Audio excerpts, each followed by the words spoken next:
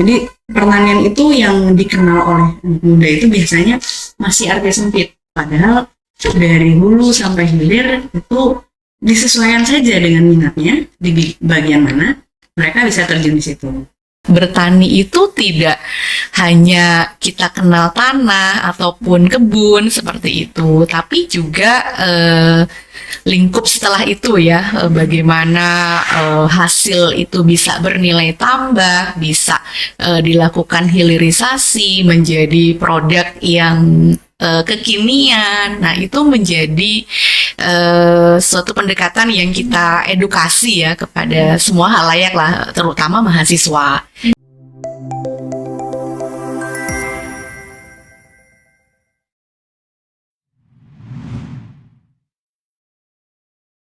Assalamualaikum warahmatullahi wabarakatuh.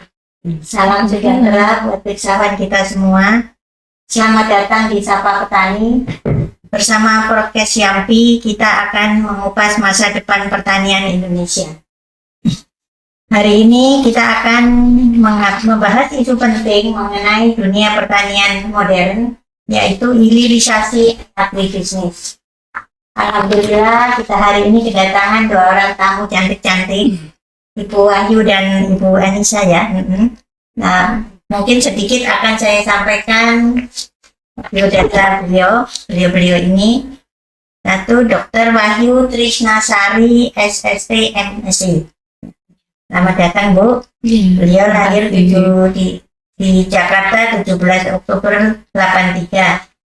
Banyak sekali pengalaman beliau, dan terakhir adalah sebagai ketua jurusan pertanian di Polbangka, Politeknik Pengembangan Pertanian. Pembangunan pertanian. Yang kedua adalah Ibu Anissa Nur Niarsa, STP, MSc. Masih muda Bapak Ibu, 27 Februari 1986. Dan beliau adalah lulusan IPB, sekarang berkecimpung di Polbangka. Baik, nah sekarang kita mulai aja dengan isu kita mengenai hilirisasi pertanian. Hilirisasi pertanian itu dulu kita cuma berkutat di hulu aja mengenai menanam, memanen, dan pasca panennya cuma kita jual. Sekarang kita akan mencoba dan mengembangkan menambah nilai tambah di produk pertanian itu. Mari kita bahas bersama-sama ibu-ibu kita dari. Jadi saya mulai nanya Ibu. Boleh Bu, silahkan. Bisa dijelaskan mengenai hilirisasi? Hilirisasi agribisnis itu bagaimana sih konteksnya? Ya, baik. Jadi mungkin kita sering ya mendengar istilah hulu dan hilir begitu ya. Nah, dalam konteks pertanian pun kita biasa dengan istilah hilirisasi. Nah, apa sebenarnya hilirisasi ya? Jadi hilirisasi ini merupakan rangkaian kegiatan ya, lanjutan dari proses budidaya ya. Jadi kalau kita kenal dengan istilah on farm, nah maka ada istilah off farm. Nah, off farm itu adalah bagaimana kita bisa menangani produk itu setelah melalui proses panennya. Nah, itulah hilirisasi. Dan cukup luas pemaknaan dari hilirisasi. Selain mulai dari penanganan lepas panen, juga bisa kita berikan treatment pada pengolahan hasil ya, untuk menjadi produk-produk sekunder ya. Kalau hasil panen itu adalah produk primer, maka arah hilirisasi adalah pada pengembangan produk-produk sekunder, produk olahan, pengemasan yang baik, penanganan yang baik, sampai pada bagaimana sistem memasarkannya sehingga produk tersebut bisa memberikan nilai tambah ya bagi pelakunya begitu ya, baik petani maupun pelaku agroindustri. Itu konsep hilirisasi. Berarti kalau hilirisasi itu kita harus mengutamakan kebagusan produk ya. Betul Produknya Ibu harus ya. meningkat, Jadi harus dapat, dan istilahnya aman gitu ya. ya. Kadang-kadang kayak produk apa kalau sampai ke pasarnya udah kematangan, ada Iya. yang apa udah nggak layak untuk dijual lagi, seperti itu ya Bu ya. Iya, betul. Itu sangat masuk dalam konteks hilirisasi ya, bagaimana penanganan yang baik, produk akhir yang baik, bermutu, dan tentunya didukung dengan legalitas ya, keamanan produk. Kalau Gitu. tantangannya Bu dengan hilirisasi itu mestinya banyak ya, karena bagi Iya. awal ya, kerja awal hilirisasi. Iya, Kira-kira apa Bu tantangan yang paling iya. menjadi krusial untuk kita Nah, pertanian gitu? Nah, ini cukup menarik ya, para pemirsa dan pendengar sekalian, bahwa pada saat ini sudah banyak sekali inisiasi kita untuk hilirisasi, namun juga tidak kalah tantangannya ya. Jadi terutama adalah SDM, petani kita yang memang pada saat ini boleh dikatakan masih berpatokan pada produk primer begitu ya. Nah, mungkin memerlukan pelaku-pelaku lanjutan, Bu. Jadi ini bisa dikerjakan oleh petani ataupun keluarganya, ataupun UMKM khusus yang memang konsen pada SDM yang memang memiliki inisiasi dan minat terhadap hilirisasi untuk meningkatkan nilai tambah. Jadi pertama tadi mungkin SDM kita yang masih perlu dilatih terus, kemudian juga proses ya, produk-produk hilirisasi itu tidak lepas dari tuntutan konsumen, harus memiliki legalitas, keamanan produk, jaminan mutu, jaminan halal ya, dan sejenisnya. Itu menjadi tantangan tersendiri bagi para pelaku industri hilir ya. Dari primer ke hilir itu pasti banyak treatment dan membutuhkan legalitas. Dua tantangan besar. Untuk dunia pendidikan mestinya harus tambah dong istilahnya kurikulumnya bagi murid-muridnya, bagi siswa-mahasiswanya. Ya. Dan apakah itu juga mengalami kesulitan untuk tenaga pendidiknya dan yang didiknya, Bu? Ya, baik untuk Polbangtan sendiri ya, Politeknik Pembangunan Pertanian, kami berusaha ya dalam kurikulum tersebut memang memberikan secara utuh proses agribisnis ya. Jadi di mana proses agribisnis berawal dari penyediaan input, proses produksi, proses industri hingga ke pemasaran. Nah, tentunya kami mengupayakan pada kurikulum tersebut misalnya dengan adanya mata kuliah terkait hilirisasi ya, mulai dari penanganan pasca panen, kemudian juga pengolahan hasil pertanian ya, pemasaran. Nah, itu mungkin alur dari kurikulum yang kami coba upayakan begitu, di samping kegiatan co-kurikuler ya. Jadi di luar kurikuler kami juga mengupayakan kegiatan co-kurikuler atau ekstrakurikuler untuk pengembangan minat dan bakat terkait dengan tadi pengolahan hasil dan lain sebagainya. Berarti untuk siswa didiknya ada kegiatan yang di luar kampus ya Pak Bu ya? Iya. Kampus apa termasuk mungkin tidak hanya di petani atau di sawah, yang mungkin harus ke pasar-pasar. Betul. Gitu ya. Ya, betul sekali Bu. Ya. Dan itu diberikannya pada semester berapa Bu untuk siswa? Ya, mulai dari semester 3 ke atas lah. Jadi kalau di tahun pertama, semester 1 dan 2, itu mereka lebih ke pembentukan karakter ya, karakter wirausaha, kemudian juga mata kuliah umum ya. Nah, mulai di semester 3 tentunya ada kegiatan produksi juga, dan semester berikutnya di 4 dan seterusnya itu mulai di situ ada penanganan hasil, pengolahan hasil, manajemen pemasaran, dan ke arah hilir lainnya lah, seperti itu alurnya. Kalau di Polbangtan itu sekarang yang dikembangkan produk apa Bu untuk apa untuk kegiatan yang hilirisasi itu. Ya, baik. Sebenarnya macam-macam ya. Jadi kami ada yang berbasis hortikultura, ya. Kemudian hortikultura sendiri kan macam-macam ya. Jadi ada yang berbasis sayuran, ya, sayuran buah misalnya atau sayuran daun. Kemudian berbasis buah-buahan. Nah, seperti itu juga bisa sangat berpotensi untuk dilakukan pengolahan hasil.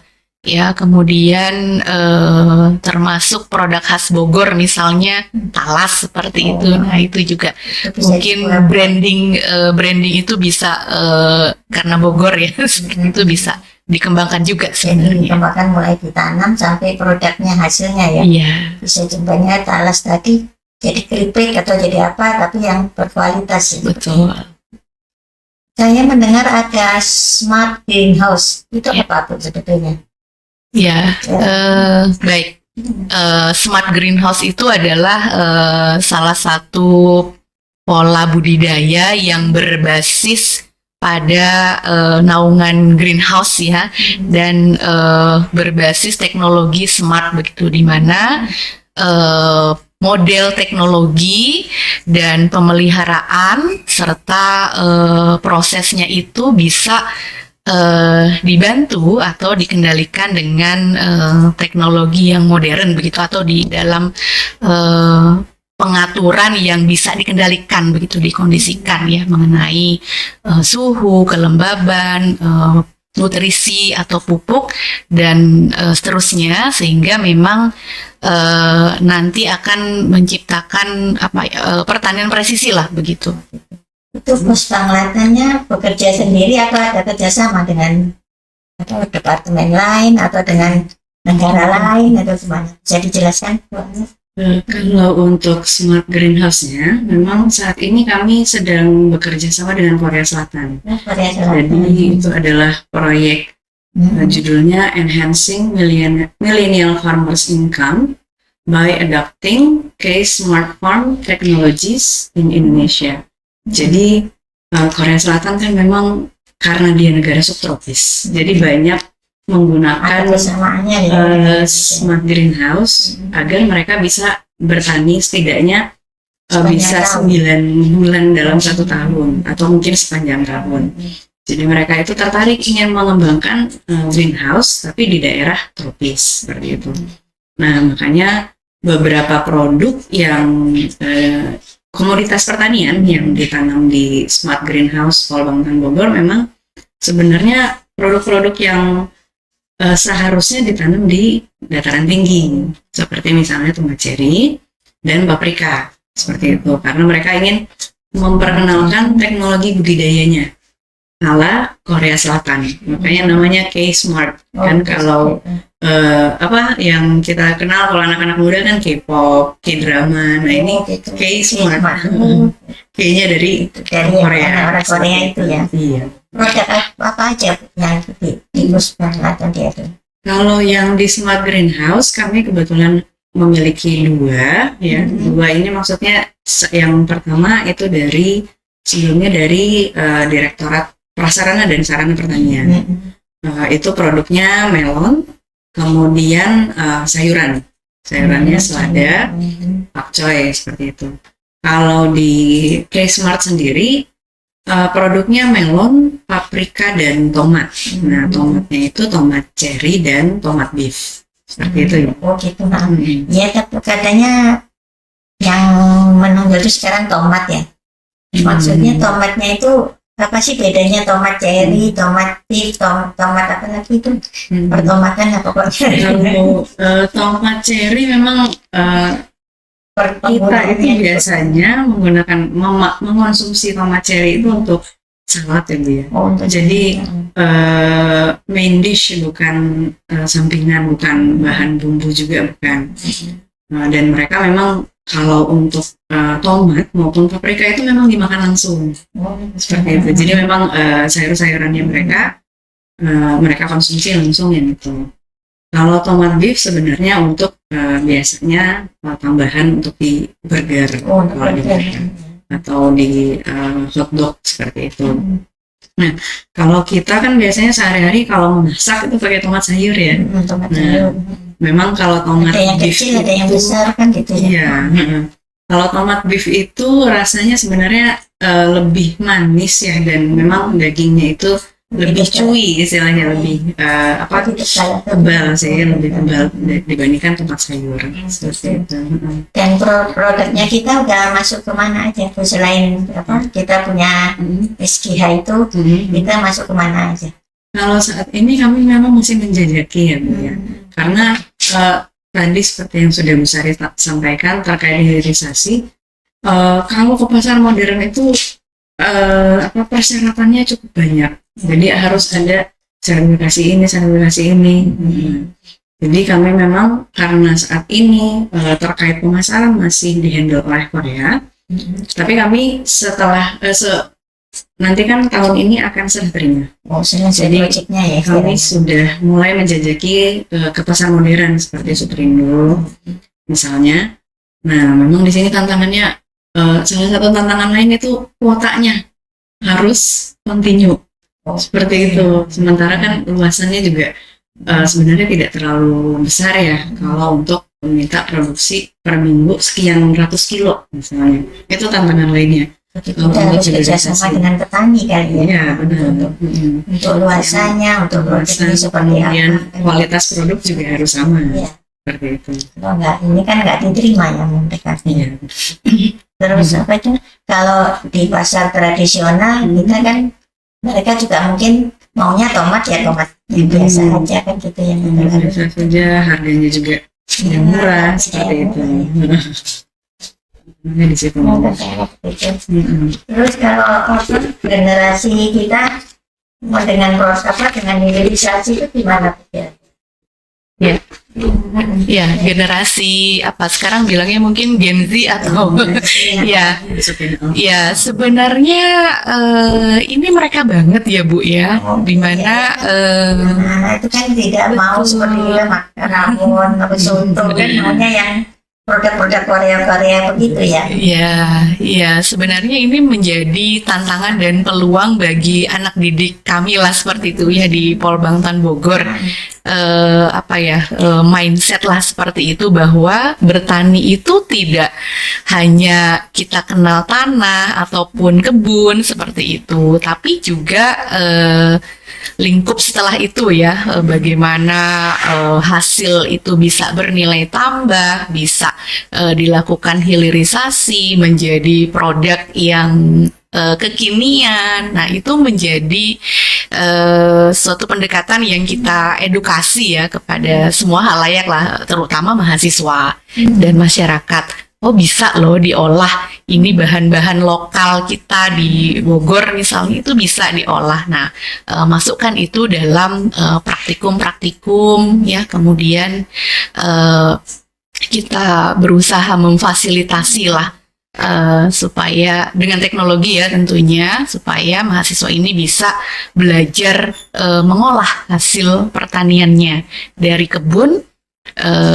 from farm to table ya. Jadi bagaimana nih sajian di meja itu bisa menarik lah, mungkin begitu. Jadi boleh nggak Bu kita sebagai masyarakat pertanian itu ragu-ragu nggak atau ada ketakutan kita dengan minat generasi muda dengan dunia pertanian seperti itu? Iya, oke, masih memang ada sebagian kecil barangkali ya yang masih berpikir ngapain sih pertanian begitu ya, karena mungkin wawasannya yang belum luas begitu Bu tentang dunia pertanian.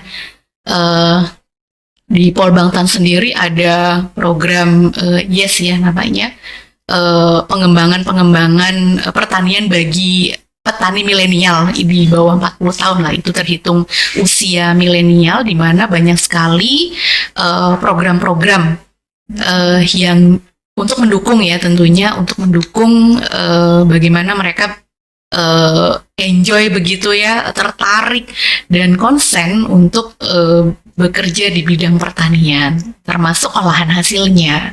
Harus kerja keras nih dosen-dosen Iya, untuk memikirkan ini semua ya. iya. Kira-kira apa ya Bu, pesan-pesan untuk generasi sekarang untuk mengenai pertanian kita harus bagaimana dan tantangan yang harus dihadapi? Iya. Bisa dijelaskan Bu? Gimana? Ya, ini cukup menarik ya berbicara kelanjutan pertanian. Pertama adalah melalui proses pendidikan ini tentunya kita ingin merubah pola pikir, mindset para peserta didik agar ya apa artinya memandang bahwa pertanian ini bukan seperti yang dipikirkan sebelumnya. Begitu banyak sekali potensi, peluang usaha yang bisa digeluti dari pertanian ya. Mulai dari budidayanya hingga olahan hasil hingga pemasaran itu menjadi sesuatu yang sangat menarik ya. Bagaimana misalkan produk talas nih, ukur terkenal dengan talasnya, mau diapain begitu. Nah, kami juga pernah ya mungkin membuat misalkan es krim talas seperti itu. Kemudian misalnya nih ada salah satu contoh produk yang dikembangkan oleh mahasiswa, bakso ya, bakso vegetarian. Nah itu kan mungkin menarik ya untuk branding begitu. Jadi bakso sehat lah. Positioning kita adalah membuat halayak itu berpikir bahwa bakso itu bisa sehat loh, ya dengan bahan-bahan yang vegetarian seperti itu. Ada komponen-komponen. Apa yang bisa rasa daging kan gitu ya? Ya, betul. Abon bonggol pisang, ya, kemudian daun singkong, dendeng, ya. Tidak bertani itu cuma mencampur aja. Betul gitu. sekali, betul sekali. Ya. Ya. Ada seperti dendeng daun singkong. Nah, itu kan bagaimana membuat daun singkong rasa daging misalnya seperti itulah ilustrasinya. Apalagi yang bisa disampaikan Kang. Kalau jadi memang mindset mungkin ini cukup jangka panjang ya, tapi memang masih dari dulu sampai sekarang biasanya mindset orang itu kalau pertanian hanya sekitar budidaya gitu. Padahal kalau misalnya kita telusuri lagi setelah budidaya, pada saat kegiatan budidaya ada hal-hal yang bisa kita lakukan, kita kembangkan misalnya dengan introduksi teknologi. Nah itu kan sebenarnya juga masih bagian dari pertanian. Belum lagi nanti seperti yang tadi Bu Sari jelaskan, setelah panen itu kan kegiatan tidak berhenti di situ. Begitu. Supaya hasil panen punya nilai yang bagus, tentu harus ditreatment supaya ketika sampai ke tangan konsumen dalam kondisi dan kualitas yang baik. Jadi pertanian itu yang dikenal oleh anak muda itu biasanya masih arti sempit, padahal dari hulu sampai hilir itu disesuaikan saja dengan minatnya di bagian mana mereka bisa terjun di situ.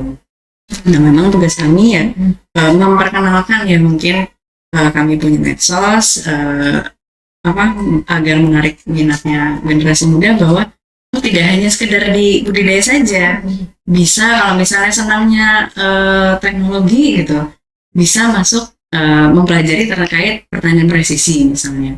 Kemudian kalau misalnya senangnya untuk pengembangan produk mungkin bisa masuk di agribisnis, toh itu juga masih bidang pertanian seperti itu. Jadi sangat luas sebenarnya dan itu yang mungkin masih belum banyak disadari oleh generasi muda bahwa lingkup pertanian itu tidak hanya sekedar itu saja ya. Sebenarnya pertanian, peternakan itu juga kan masih pertanian seperti itu. Saya harap generasi muda masih tetap bangga menjadi petani, bangga menjadi petani. Iya, betul sekali. Bapak, Ibu, terima kasih Bu Wahyu sama Bu Anis ya. Banyak sekali yang kita gali di sini dan mohon nanti kalau kita undang lagi hadir ya Bu ya. Siap, Nah sekali. ya Allah. Terima kasih kepada pemirsa. Inilah podcast kita hari ini, bangga menjadi petani, podcast dari Yapu. Terima kasih. Wassalamualaikum warahmatullahi wabarakatuh. Waalaikumsalam warahmatullahi wabarakatuh.